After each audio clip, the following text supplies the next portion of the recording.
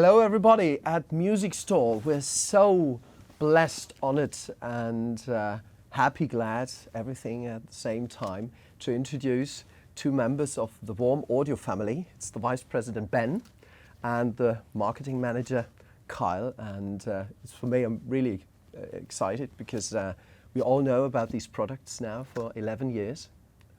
Exactly 11 years, right? You started 11 years ago.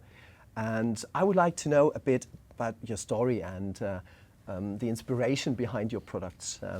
What kind of thoughts did you have 11 years ago before the first product came out? It was, I think, the WA12. That was a preamp, which was established 11 years ago. Yeah, started by Bryce back then. And I think the idea was he was a college student who also did recording and played in bands and could never afford big expensive preamps and microphones that he wanted. It's a normal way for musicians starting music. He calls himself a broke musician, you know, back then, and you know, like the rest of us that have done that lifestyle, and you know, couldn't afford a piece of gear, so he went and found the DIY kit, these kits you can buy online, and where you solder and basically put together your own preamp. And from that, he took it and basically swapped out the parts and said, what if I had a different transformer? And he didn't just pick any transformer, he tried them out, and then he said, this one sounds the best. And it turns out some of those were used in very boutique or even, some other products that he was inspired by. And he found out he can make a living at that. I think he sold his first couple on eBay and they sold real quick. So he was like, I can maybe make a business out of it. So having products affordable for your own, this is the first step into this market, because you can't buy the high-end class products in big studios like Abbey Road or whatever. Mm-hmm. So you have to start with small equipment. And you got so quickly in that market. How was that procedure? So, trial and error, I would say, not to paraphrase Bryce too much, but I think that Bryce looks at hundreds of different products, and we as a company look at many different products, and we start with literally a whiteboard sometimes of hundreds of different products, and the idea is, can we make something that, is there a demand for it? Can we make something that's very quality? And then with that said, can we make it affordable for everybody? To where everybody who wants to own that product, whatever it may be, a microphone, an outboard piece of gear or something else, can we make it for the masses? But you have to be self-confident to say, okay, we need good stuff, but affordable for everyone. Let's do it. So what is the main brain of Bryce to go this way? Because there are already, let's say, affordable products on the market. Did he make any formal education in electronics or something like that? Yeah, he studied business, and then he had a minor in electrical engineering or something along. So I think he sort of downplays it when he watches this. He's probably going to laugh at me. I think he knows how to read schematics very well and do a lot more than he leads on to believe. He just goes, I know a little bit about it, but he very much is a product guy. So when he sees an opportunity, he really dives fully into it, and I've seen him come up with things in a matter of hours. Okay. But the focus was on recording, so the first step, preamplifying, then later on a compressor, then microphones and so on. And how was that way till now?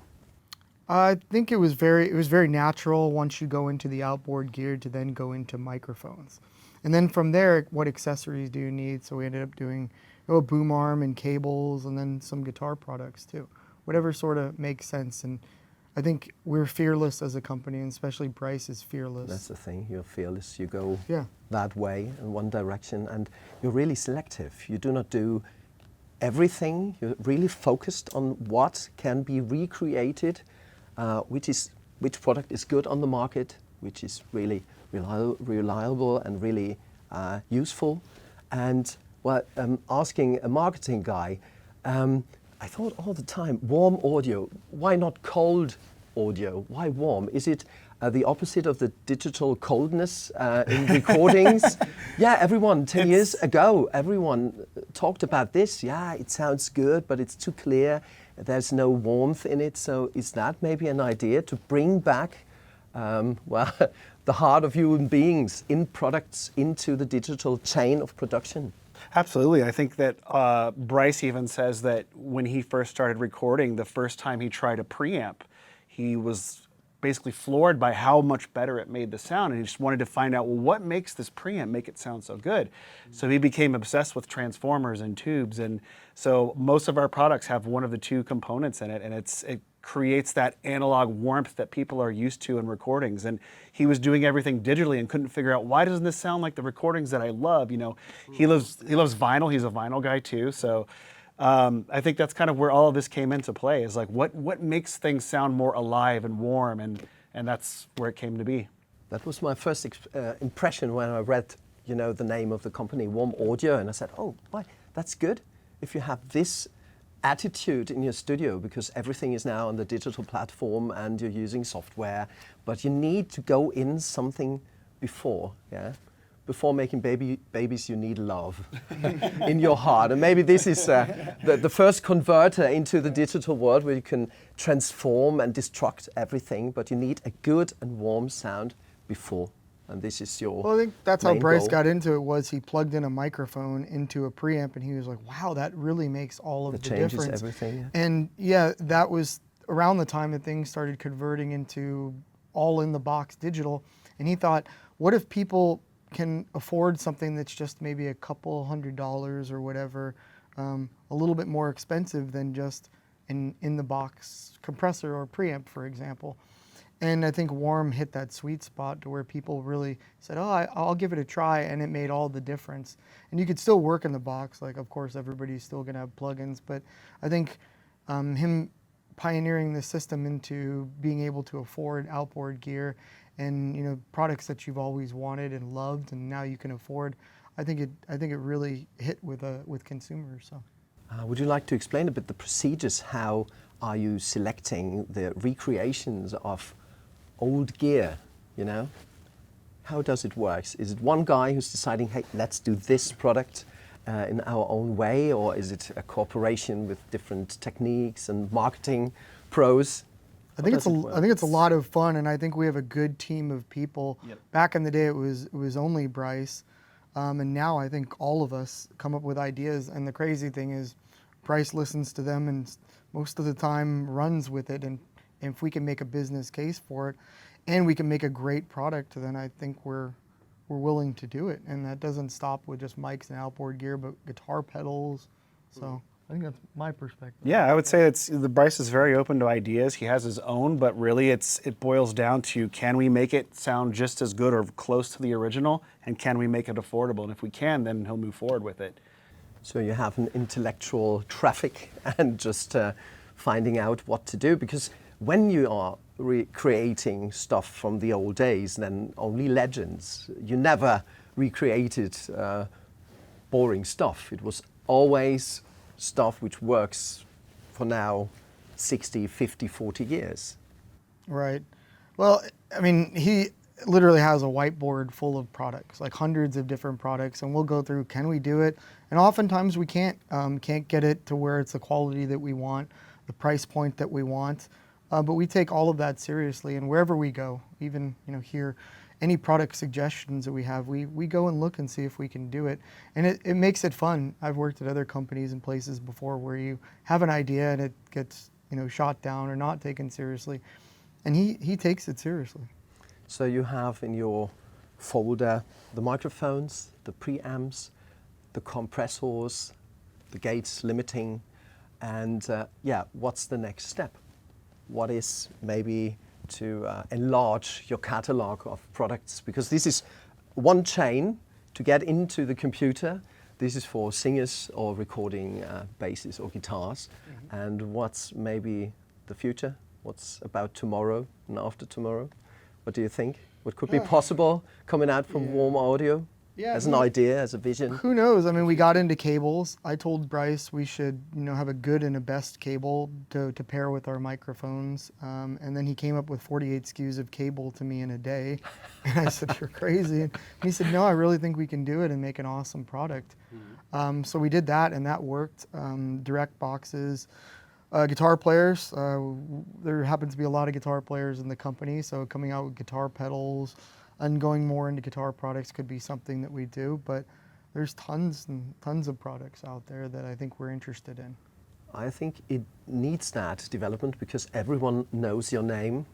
Every one of my friends and colleagues and musicians, they have one product from you in their studio. So it is there, you accept it, you're in the middle of the circle, and you can enlarge whatever you want to. Yeah, that's quite beautiful to have you in here. How many employees do you have in your company, actually? I think we've grown now to about 35. It keeps going up. Imagine 35 employees and everyone knows you in the music industry, so that's quite amazing. So, Ben, Kyle, what's the future of Warm Audio? What's about tomorrow or even after tomorrow? Who would like to open a treasure chest full of secrets about the new products in the future? Do you have any ideas? Are you allowed to talk about this? General, we can be general about it. Sure. Can't really give specifics, but I mean, really the sky is the limit. We are really, Bryce really wants to look at solution-based things beyond just recreating classic things that are hard to find or cost prohibitive. It's just what can we do and what can we bring to the table that's solution-based for musicians. That's kind of our whole company motto, is we want to be that company that offers solutions for every musician, and that's kind of where we're headed with it. So maybe one day a mixer, headphones, monitors, whatever it comes. You never know. You never know. Like you said, the sky's the limit. So we're crazy enough to do it. But there are two things we can talk about because here beside of our seats there is a huge case and a small wooden thing here. I think there are new products to show. Yes. So I'm gonna give you that one. Yeah, let's And- crack this one open. That's quite heavy, but really beautiful. So would you like to talk about this? Let's talk about this guy here. This is our, I'll give you this box back. This is our 47 F microphone. It's based off the very famous 47 FET style microphone, which is a low noise, high SPL classic microphone used by many musicians on many recordings. Its applications include kick drums, vocals, guitar cabs, bass cabs, anything that makes a lot of noise that you need a mic that can handle it and won't damage it. This is kind of what this is based off of. So true for everything. Yeah. Would you like to say that? Yeah. For everything, great low end response to it. Can be used for rock and roll type vocals, but kick drums, people of course love it on that. Wow. So, guitar cabs if you want, bass cabs. Bon Scott's used this on vocals, the original mic, and then James Hetfield used the 47 FET on I think Van vocals. Halen had it on some vocals. I think on Van Halen too, yeah. David Lee Roth used it for vocals, but then Dave Grohl has used it for kick drums. I'm trying to think who else. Just a few little records. Yeah, just a few. You may have heard a few of those names before, but And it's available? Yes. Already? available, shipping now. Okay. As usual, affordable for everyone. Such a high quality. Yeah, on the vintage market, these are up to $5-6 grand. $1,000 So yeah. dollars or even euros. Yeah. Wow. So that would be your, what would you say? Who has to buy this microphone? In which circumstances you would say that's perfect? I would say anybody who is recording a full band because it's so versatile. So if you need to record bass, guitar, vocals, drums, I mean, this kind of can really be versatile in that regard. So it can receive high pressure with low noise. What else would you adjust? Maybe a warm audio preamp? Which one? If you wanted to go the classic, the 73 style, so 73 EQ, you could go a more modern route and go with the Tone Beast, but yeah, plenty of options. Yeah, I know a lot of people like to use the 73 with drums, so that would be an option for sure. So let's open the last treasure chest. This is that one. That's really amazing. What is in here? A car? Not quite. We'll crack this open here. I think some people will be pretty familiar with this microphone as well. Can we see that with the cameras? Yeah. Perfect. Let's get this guy out here. Wow. So the reason this has such a substantial case is the power supply. This is a tube microphone. And I can show you here. We actually have our polar pattern selection here, Oh, and it's my. is it 8 or 9 polar patterns? 9. So figure of 8, 9. omni, and everything. Everything in between. Yeah. Omnidirectional, an 8, cardioid, and everything in between. Yeah. Yes. Wow. And there's a spider holder to fix it too. Yeah, the shock mount for it. Your shock mount. Shock yep. mount, yeah. And then a 9-pin cable that runs from your power supply to the microphone itself. So. It looks a bit like a C12. Yeah, Does it? it May remind you of it. That yeah, this is our WA-C12, and this microphone is obviously based on the very famous C12 microphone that's been used for many, many years. You know, from classic recording artists like Frank Sinatra and Elvis Presley, all the way up to current artists. And this was used. If you've seen the "We Are the World" video, Yeah, there I was remember. 21 of the C12s. I was born there. Yeah, there you go. Yeah. So this is a very well-known vocal microphone. Can be used on acoustic instruments. We actually were just listening to it yesterday on acoustic guitar, and it sounds fantastic on acoustic guitar. Piano, strings, things like that. Overheads. I've used it on Overhead for overheads. drums, yeah. Yeah, See that. absolutely. About a Very number of often, people yeah. have come into our office, which has a recording studio in it, and said the best overheads they've ever recorded. So I would guess 2,000 bucks. A little less than that. I think this was $11.79. Wow, somewhere for in half there. of it. Yeah. Okay, wow. How long does it take to create such a microphone?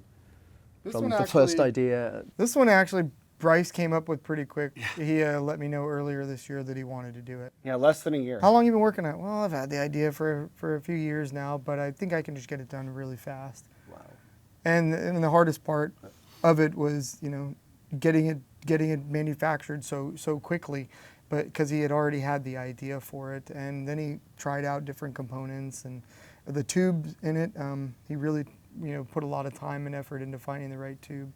So part of the process. Yeah, and I think the transformer in this is custom as well. It's a custom AMI transformer. So Yeah, it's a heavy mic. Too. yeah, it's very substantial. Wow. Okay, you need a good stand, right? There you go. Yes. To keep that. Okay, great. And this is also available on the market, yeah? Available just came Yeah, out, so so. you will get the whole nice case for Yeah, the tweed case. $11.79. Yeah, which Wow. we're really proud of that too. Perfect. So thank you very much for your explanations. Maybe the interview might be ended now, but I would like to introduce you to many colleagues of mine working here in the music store, because they are all using some products from WARM Audio in their studios, and they would be really happy to meet you. Oh, that's great. That's we're great to we're hear. really To- honored. To exchange a little bit, some ideas and some to spend some minutes together, because the guys from the recording department, even from the PA department, knows your products for years now, and we're really happy to talk to you and to have you in our shop. That was really great. Thank you for your patience. Thank you for your time, and hope we'll see us as soon as possible again. Yeah, thanks for having us. It's been a lot of fun. Thank you very much. Thank you for your attention. I hope you enjoyed the video, and check everything out from WARM Audio. Thank you. Goodbye.